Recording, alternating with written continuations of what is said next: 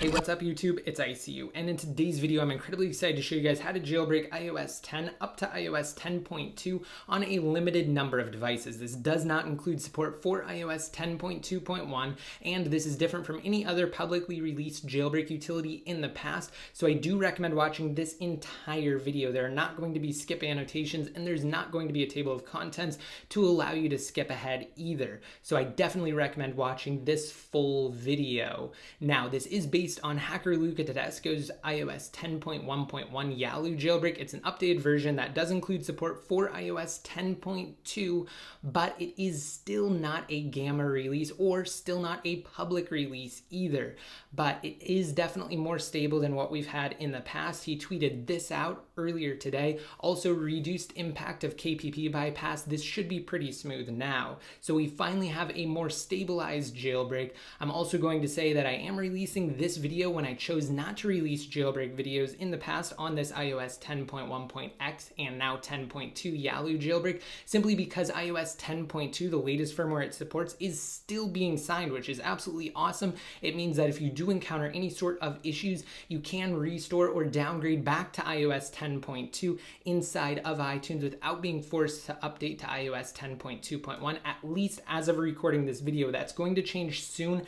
In fact, as soon as Apple stops signing iOS 10.2, it will no longer be possible to restore back to 10.2. And before I even mention anything, massive props to both hacker Luca Tedesco as well as Marco Grassi. They've both done some fantastic work with the creation of this jailbreak. It's very smooth even right now, and again, we wouldn't have this jailbreak without them, so big thank you. Now, some stuff we have to get out of the way. First and foremost, this is a semi-tethered or a semi-untethered jailbreak, as I'm sure the majority of you are used to from the Pengu iOS 9.3.x jailbreak utility, which means that while you will not need a computer to reboot every time, you will actually have to rerun the jailbreak application to essentially repatch the kernel. This is not a full-fledged untethered jailbreak that we've actually received in years past. Instead, like I said, it does have to repatch the kernel. And because how we're actually going to install this application, because like I said, of course, it's not going to be distributed on the App Store, and it is in fact an application,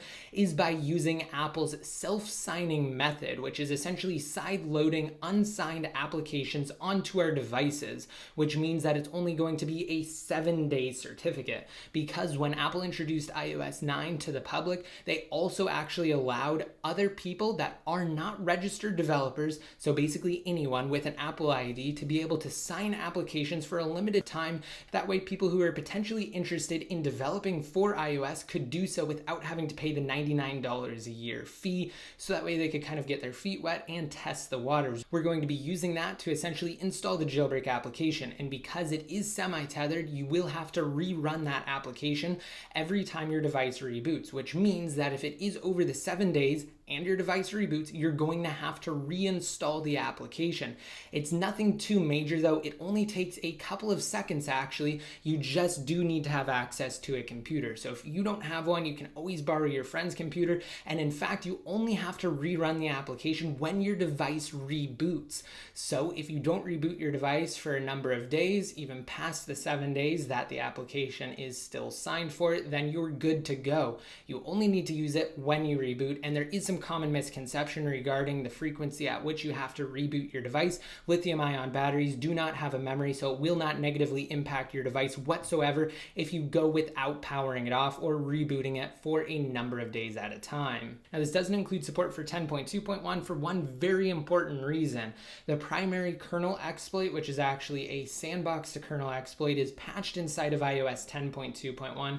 Now, let's get into support. Keep in mind that other devices are going to be added to Yalu in the future. I'm going to keep you guys updated and let you know when that happens. Click the subscribe button below next to my channel name if you have yet to. That way you will be notified. But it only functions on iOS 10.1.1 on the iPhone 7. I'm going to tell you why in just a second. And it also only includes support for the iPhone 6s, 6s Plus, the iPhone SE, and the iPad Pros on up to iOS 10.2. Now you might be wondering, why does it only include support for iOS 10.1 10.1.1 on the iPhone 7? Now that's a great question, and the reason for that is because the iOS 10.1.1 memory protection bypass is fixed in 10.2 for the iPhone 7, but it still persists in 10.2 for those older devices that Yalu currently includes support for. So guys, that's absolutely everything we really need to get out of the way, and those are all of the prerequisites. Remember, there is a lot to keep in mind with this jailbreak, and it only has limited support for now. Other devices are expected to be added soon, and we don't know whether 32-bit device support will be added, but it is unlikely. So if your device isn't included just yet, just be sure to stay tuned. I will let you know anytime there are any sort of substantial updates to this Yalu jailbreak or other jailbreaks are released from other sources. All right, so let's go ahead and get into this jailbreak tutorial. First of all, I'm going to show you guys that this iPhone 6s is on iOS 10.2 by going inside of Settings, General, and then followed by About, and down below at the bottom for the version, you'll notice that it does confirm we are running iOS 10.2, which is the latest firmware that this jailbreak supports. Once again, iOS 10.2 on this iPhone 6s. So I'm just going to press the home button here, and at this point I do recommend that you actually create a backup of your device inside of iTunes. So go ahead and connect your device to your computer just via a standard USB cable. You're going to launch up iTunes and you're going to create a backup. This is also a good time to ensure that iTunes does recognize your device, because if your device isn't trusted inside of iTunes or you don't have it installed and you're on Windows, it just won't work and you won't be able to use Impactor to side load the application. So if this is the first time connecting your device to your computer, or if it's the first time in a while, it may ask you to trust the connection on your device, and on your computer it will ask you to click continue. You need to do both, and once your device is listed inside of iTunes, you can go ahead and create a backup. You might need to use that later, especially if you have to restore your device ultimately. But hopefully that won't happen. Things are more stable now, just so long as you do exercise caution when obtaining things from Cydia and you don't install anything that's not supported in iOS 10 and 10.2 if you happen to be on iOS 10.2. All right, so let's get into what we need to download on our computer to make this jailbreak work. So on either a Mac or a Windows-based PC, you're going to navigate to jailbreakme10.com inside of your browser of choice. Now down below in the description, there are going to be 3 links. The first of which is going to be a link to jailbreakme10.com. Second of all, there's going to be a link to my site, to my more detailed tutorial, though you'll also be able to find steps on jailbreakme10.com. It's just very simple though. And third and finally, there is going to be a link to my detailed jailbreak update playlist. So anytime there are any sort of updates to either this jailbreak, new information becomes available, or new jailbreak utilities themselves are released, I'm going to issue a video that will be posted inside of said playlist. So if you're watching this video at a later date beyond when it was posted today, January 26th, 2017, then things might have changed. Definitely check that out so that way you have the most up-to-date jailbreak information. Okay, so from jailbreakme10.com, you're just going to have to download 2 things. First of all, click right where it says download now, and it's going to immediately download the Yalu 10.2 IPA, and you're just going to drag it to your desktop or somewhere where you have easy access to it. You can see mine is right here. Next, you're just going to scroll down a little bit where it says step 1. You're going to actually have to download Cydia Impactor for either Windows or Mac. Just click on whichever operating system corresponds to you. You can see it is incredibly simple. It's just outlined there, Windows or Mac. So in my case, I'm on a Mac, but if you're on Windows, you're just going to click where it says Windows. And after downloading it, you're just going to install it on Windows or mount it on a Mac and drag it to your applications folder. Now, if you're on Windows, it should come through as just a zipped file or a zipped folder. You just need to extract it. Make sure that you do extract it and you don't just open it, because once you do extract it, then you will actually be able to run the Cydia Impactor application. So some pretty easy and basic stuff. Okay, so at this point you need to open up Impactor if you don't already have it open, and your device should be connected if it isn't already. Remember, it will appear inside of this drop down so long as it is trusted inside of iTunes.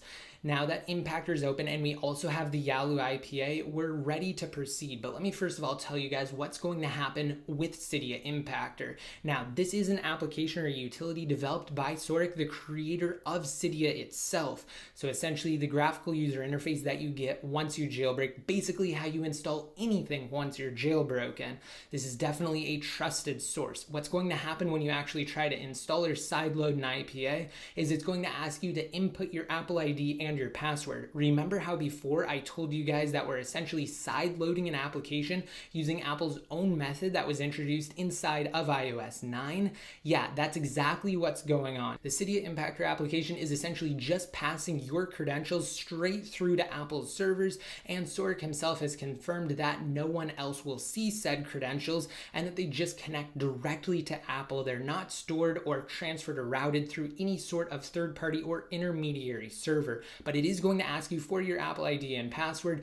If you want to create a throwaway account just to sign applications, whether it be Yalu or anything else you're trying to sideload, then you can definitely do so, but it is not necessary. Okay, so now you just need to drag over the Yalu IPA inside of the Cydia Impactor interface. Don't change anything, just leave this drop down as is. If you're on Mac, it should just say install super su, aka root my Android. That's fine, don't worry about it. Just leave it as is and drag over the IPA into the interface, and it will immediately ask you for your Apple ID and your password. So I'm just going to log in. I'm just going to paste in my Apple ID here. Click on OK, and now it's going to ask you for your password, and once you actually input that, it should continue and automatically sign the IPA. I'm going to bring my iPhone over here. You'll notice that on the second screen, I definitely don't have the Yalu application just yet, but when I do click on OK, it's actually just going to proceed, like I said, and if you are on a Mac, it will ask you to export key access from your keychain. You're just going to click on Allow. If you get anything similar on Windows, you just need to click on Allow as well, and it should just go through the steps. You can see I do have Yalu already. Soric has done some absolutely amazing work lately getting things actually signed and installed on your devices faster. If for whatever reason it is taking longer, it's because there is something up with Apple's servers. So if you don't immediately get Yalu installed on your device, either just wait or try a couple more times and it should function. You can see I have the application here, but something pretty interesting is that when I go ahead and tap on it, it will say untrusted developer. That's completely fine. The reason it says that is because your own Apple ID that you use to sideload needs to be trusted by your device. It's just a security precaution put in place by Apple themselves, but it's your own Apple ID. You're the one who signed it with your own account, so we need to essentially trust it. So in order to trust it, you have to launch up the settings application, go inside of general, and then scroll down to the bottom to where it says device management. You're going to tap on that, followed by developer app, and then you're going to tap on trust, and then trust again. Once you have done that, you will be able to open the application. I'm going to swipe over, and now we can open the Yalu application. It does say that it may slow down your device. Just tap on OK to that, and then you're going to tap on Go. That's it. That's all you have to do for the jailbreak. So I'm going to tap on Go, and you can see that it does say it failed, so it says retry. You just have to tap that and your device will reboot. Once it comes back up, you can try again. That may happen. This exploit only has about a 50-50 chance to actually race and complete successfully. That's just the nature of the jailbreak. Don't worry if it says that. It may also say that once you already are jailbroken and it's attempting to repatch the kernel. Once your device comes back up, you're just going to try again, and it may actually take a couple of times. So I'm going to unlock, we're going to go over to Yalu again, and we're going to tap on Go. And this time, hopefully it should work. If it doesn't say retry, then you know it's working, and it should just go to a black screen in a second. Essentially what it's doing is respringing right after this, and it should come back up, and we will have Cydia. This is such a fast, simple, and easy jailbreak, guys. I almost can't even believe it. Luca Tedesco has done an absolutely fantastic job with this jailbreak. So let's go ahead and wait for it. I'm just going to leave my iPhone up on the screen here so you guys can see approximately how long it should take. You can see we're already back up. I'm just going to unlock, swipe over, and now I do have Cydia. So how awesome is that, guys? And guess what? Cydia doesn't even have to reload data anymore. I'm just going to tap on it to open, It might take a couple seconds to actually be responsive after jailbreaking it for the first time, but you can see that we also do have the exact same pop-up that we received inside of Yalu. It says Cydia may slow down your iPhone, just tap on OK. That's perfectly fine, but we do have Cydia now. It is fully working. I'm going to go to changes and tap on refresh, and then I'm going to show you guys in just a second that Cydia also confirms we are in fact running iOS 10.2 on this iPhone 6s. So after it's done reloading data and it pulls back the packages, let's go back to the main tab, and I'm just going to scroll down. So down below at the bottom, Cydia does confirm that this is an iPhone 8,2 running iOS 10.2 with the latest version of Cydia. And 8,2 is the identifier for the iPhone 6s Plus, by the way. So how awesome is that, guys? You also have to do one last thing, and that's just install Substrate. So go down to the search tab at the bottom. It's just the lower right. Type in Substrate, tap on the first result, tap modify, and then tap install, and it will just bring you to the install screen. Now this is also going to be the step where I actually confirm that things are functioning properly and we can install with Cydia.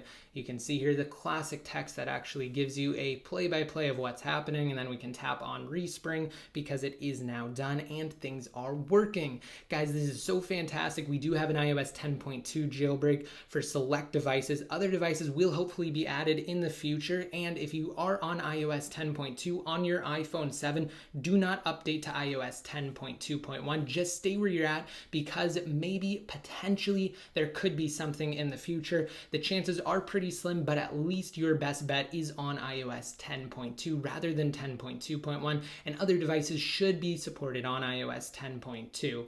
So guys, there you have it, jailbroken on iOS 10.2, and I'm just going to launch up Cydia again to show you guys that it does function. There's also one more thing that I do have to demo, and that's how to essentially re-enable Cydia or repatch the kernel once you do reboot. So let's go ahead and slide to power off, and then I'm just going to turn on the iPhone 6s again.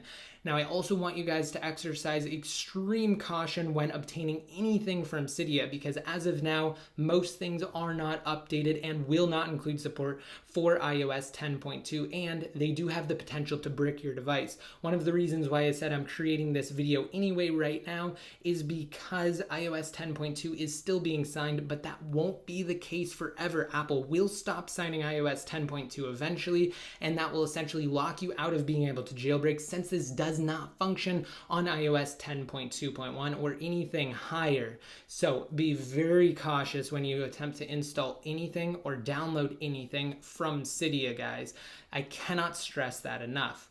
All right, so now that we are up, I just wanted to show you guys what you actually have to do, because Cydia will not function. So you have to reload the Yalu 102 app, which is just Yalu 10.2, and you do have to click on go or tap on go again. And it may say failed, as I said previously, but if it doesn't, then it will work, and it will actually repatch the kernel, and you'll be able to open up Cydia once again. This is something that you're going to have to do every time it reboots, and if you are past that 7-day certificate window, you're just going to have to plug your device into your computer again and reinstall the Yalu IPA. It's not that big of a deal, and if there are any updates to the IPA in the future, you will be able to download them from jailbreakme10.com, the exact same one that's linked down below in the description and that I've told you guys to use throughout this video. All right, so swiping over, let's tap on Cydia, and you'll notice that now it does load and we can use Cydia. So guys, that's going to wrap it up for me. That's absolutely everything you need to know related to the iOS 10 jailbreak right now. Like I said, be sure to click the subscribe button below. You'll be notified anytime there are new developments in the world of jailbreaking. I'm going to create new videos, tutorials, updates, letting you guys know essentially what's going on. Again, one last time, big props to hacker Luca Tedesco as well as Marco Grassi. Absolutely awesome work. And until next time, this is ICU signing out.